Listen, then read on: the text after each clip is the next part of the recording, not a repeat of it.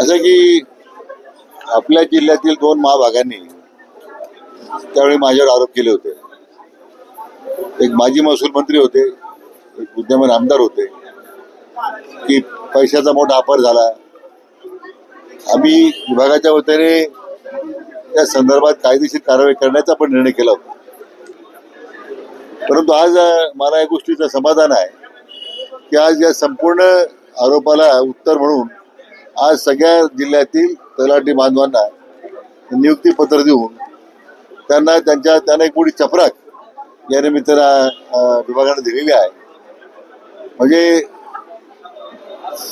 व्यवस्था बदनाम करण्याचा दुर्दैवाने प्रयत्न झाला, पण शासनाचा पारदर्शक कारभार आहे म्हणून अतिशय पहिल्यांदा तलाठी भरतीची प्रक्रिया इतक्या ट्रान्सपरन्सी पद्धतीने, पारदर्शक पद्धतीने आज पूर्ण केली आपण.